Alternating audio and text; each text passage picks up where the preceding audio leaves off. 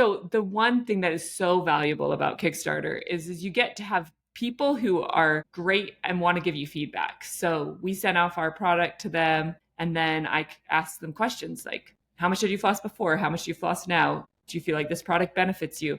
And they're very engaged. So I got a lot of feedback back, which I loved. And the great news is we got people flossing. So 85% of people from our Kickstarter campaign responded that they floss 5 to 7 days a week. You're listening to Talk Commerce. Subscribe and download at talk-commerce.com. Welcome to this episode of Talk Commerce. Today I have Brynn Snyder. She is the founder of Slate Flossers. Brynn, go ahead, do an introduction for yourself. Tell us your day-to-day role and something exciting you have going in business this year. Okay, so my name is Brynn Snyder. We're based out of Spokane, Washington. I have 5 kids, and my co-founder is Danny Snyder, and he is a dentist. So we're very passionate about dentistry. My day-to-day, I work a lot, way too many hours. I'm trying to figure out how to not work so much, but I work a lot on marketing because we're mainly a D2C company that focuses on our website and Amazon currently. We are strategizing how to do retail, how to do different things. And then we do lots of meetings because we have a lot of people that work for us. So we're either strategizing or trying to figure out how to accomplish our different tasks. So before we get started, we're talking about flossing and things like that. I'm going to tell you a joke. This is the free joke project. All you have to do is give me a rating, 8 through 13. So here we go. I was at the dentist and said, okay, I'll start over again. And now you probably already know that No, you've heard I don't know one. this one. I haven't heard it yet. All right. So when I was at the dentist, he asked me when the last time I flossed. I told him, the last time, dude, you were there. Okay, I have that. I have heard that one. So I'm going to give it an 8. Let's try for the other one. All right, here's the other one. This one is not a dentist one. Archaeologists are holding a party to celebrate unearthing the largest ever dinosaur tibia. It's going to be quite the shindig. I would give that one a 10 or 11. All right. Well, thank you. I like that. Good, thanks. I'm going to tell my son that tonight. He's going to laugh really hard. All right, good. Yeah, and I do have free. This is all these free jokes go onto TikTok, and they are all family friendly. So love that. Thank you for making them family friendly. You're welcome. All right, so Brynn, tell us a little bit about Slate Flossing and how you got started. Okay, so a little bit about me is I went to product design school, which is called industrial design at BYU. I'm originally Canadian, and I just knew I was passionate about designing things. And I thought I was passionate about designing shoes, but in the middle of my schooling, I did an internship with Johnson & Johnson, and I was like, wait, I can design products that change people's lives. And I was like, this is really cool. Then I got married and my husband decided to go to dental school. And while he did that, we did whatever we needed to do to get by. I started a few companies and I was a graphic designer for a lot of the time. And then we had 5 kids. And so he started being a dentist in 2015. And he started feeling the anxiety of patients that were super anxious. Are you anxious at the dentist? Only when they say I'm not going to use Novocaine. So yeah, like 80% of people get anxious at the dentist, and there's a wide scale of this. I'm a weirdo. I love going to the dentist. I thought everyone did, but I found out that is not the case. And so my husband was like, "Why are people so anxious?" Like, okay, we're gonna train all of the staff to help with anxiety. So he helped that. They were amazing, but people still would be anxious. And he was like, what if people had good experiences at the dentist? Maybe they wouldn't be so anxious. Like every time you go, they tell you, you did such a good job, Brent. Well, that can only happen if people are flossing, because cavities are cavities between the teeth are caused from not flossing, and then gum disease is caused from not flossing. He was like, I just need to make it easier. So he thought about it, and then one day he was like, an electric flosser, there has to be one. I'm going to go look for it. There was no electric flosser. So he was like, okay, well, why? What do I need to do? And that took us down a long road of innovation. And, building a product from scratch is really hard. So we did that. And in 2020, we applied for our patent. And in 2021, we did a Kickstarter. And then 2022, November 22, is when we had our product for purchase. And we've been off to the races since then.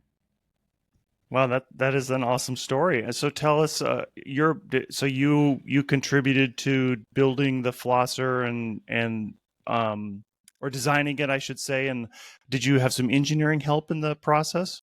Yeah. So for me, I'm sorry, I might sneeze. Okay, of course, it's not gonna come now. So a industrial designer is like an artist and an engineer. Of course. Sorry. Okay, so I did and didn't have help with our first one. Dr. Snyder was really the brains behind most of it. He designed the floss head. He thought about everything to do with that. But we did use engineers to help us make sure the internal components were correct. So when you work as an industrial designer, you usually work with an engineer to help make sure everything is running correctly. Tell us about your team, and you mentioned now you're in marketing. How has the ramp up been? Well, actually, let's back up to the Kickstarter, because I did a Kickstarter at about the same time. I didn't do it. I bought something from Kickstarter, and I actually got delivered. So tell us how that worked and how you were able to get enough funding to get off the ground. Yeah, so we just had no clue. One of the things that really mattered to us was being backed by the dental professionals. So we actually made 500 of our flossers before we did our Kickstarter to make sure that they would approve that. And then I said, okay, so we had molds made, we had the product made. But I said, you can make a product, but if no one wants it, it doesn't matter. So that's when we said, okay, Kickstarter is going to prove to us that people want this product.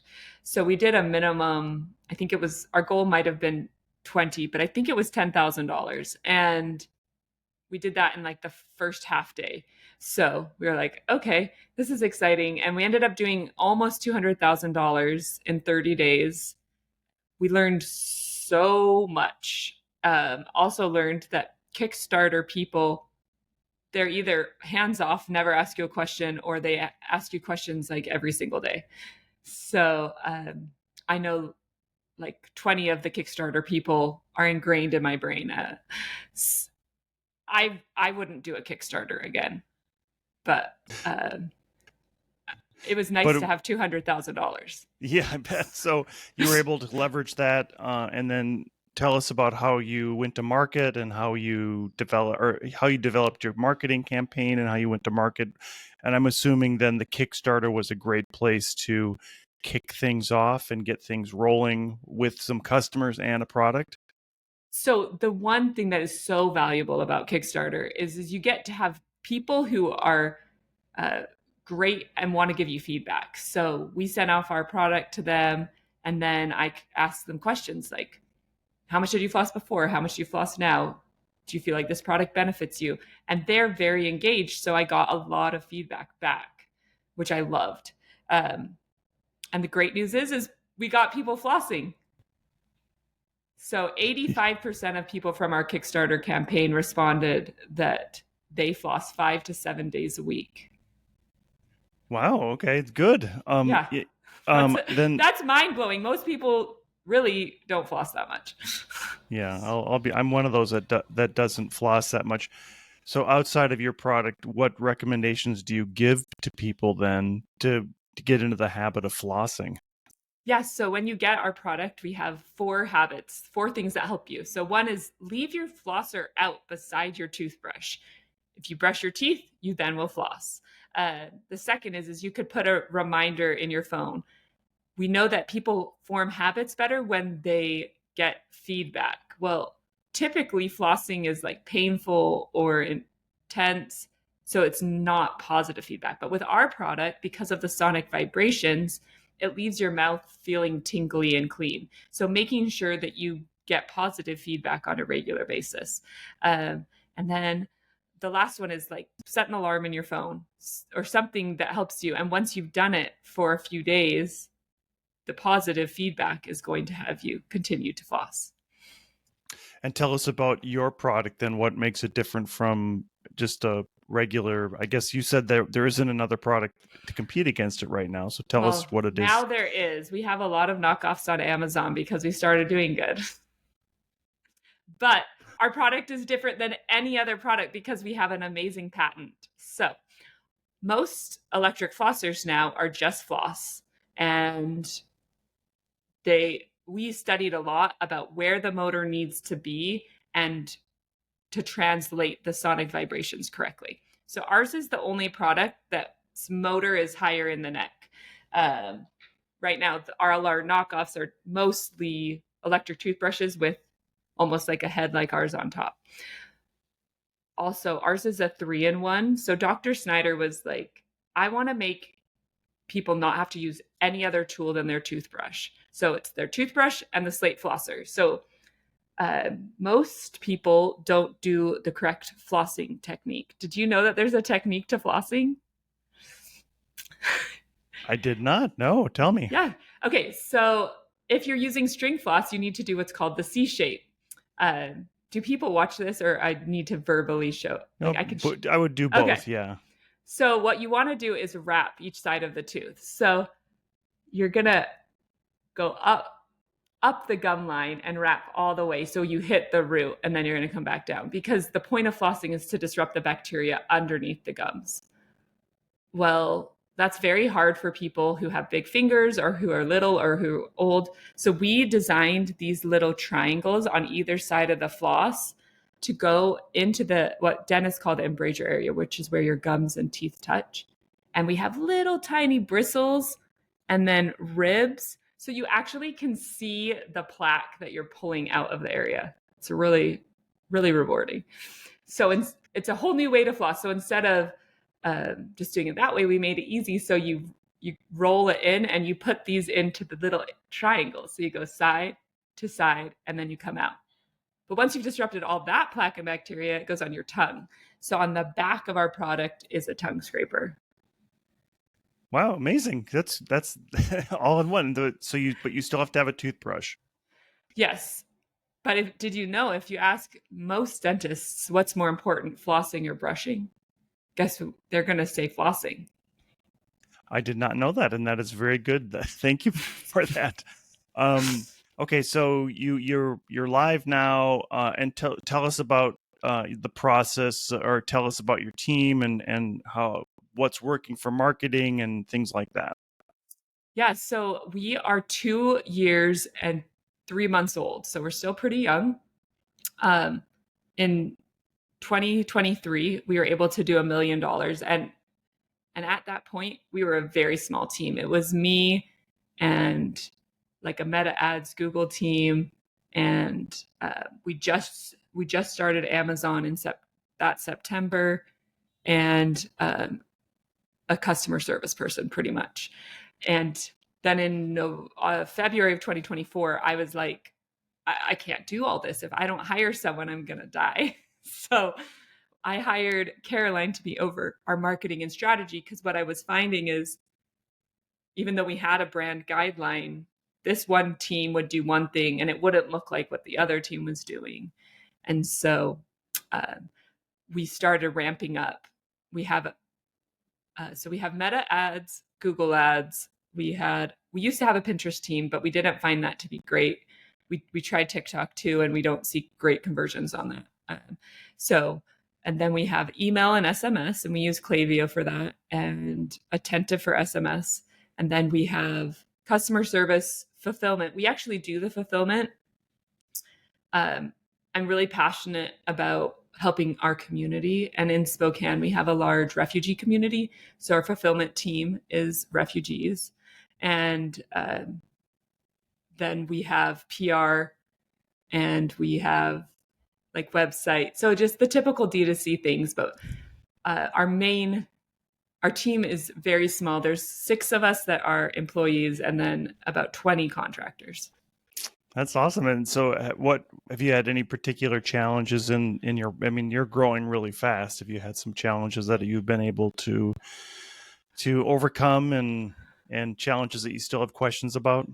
Yeah. So we used to run out of my house, and then in June I was like, my front porch is always covered, and United States Postal Service is. I also got a note from an anonymous neighbor that reported me to the city. So even though I followed all the rules, I decided it was time to get a new warehouse. So that was a challenge. So in Q4 of last year, not only were we experiencing Q4, but we were having to move. And then I think the hardest thing with growth is new hires, because I hire these people and I'm so excited about it. And only 50% of them really work out. And that's really hard. Yeah. So I'm in Entrepreneurs Organization, and I know a big thing with our group is EOS, Entrepreneurs Operating System, and that there's like a GW, there's all kinds of different little acronyms, but it's like a framework of running a business. And we found that very successful. And one of the things that there's a book called Traction, and they say I was going to say, I read Traction. Okay, great. Yeah. So slow to hire, quick to fire is one of their monikers. And then Traction, Traction is sort of a precursor or a layout of what EOS is. So for me, anyways, I can only share my own experience, but it really set us up in our business. We sold our business, but it set us up to be able to both function well, but also, put us in a place for sale. Which I think was, the ultimate goal. That's a good advice. Maybe I need to start doing that.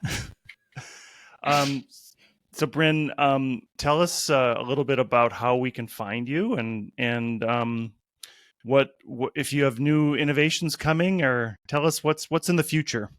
Yeah. So what I learned is if you want a successful product goods company, you pretty much have to come out with new innovation on a regular basis.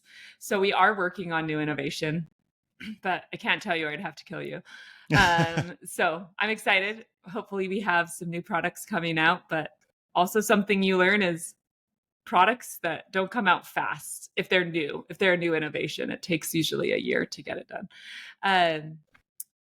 But something really exciting is that we're just really focused on helping people have better oral health.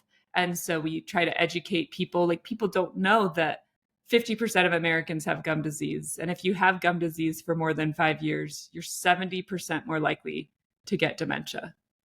Oh, wow. Okay. So I am on a mission to help the average person understand dentistry.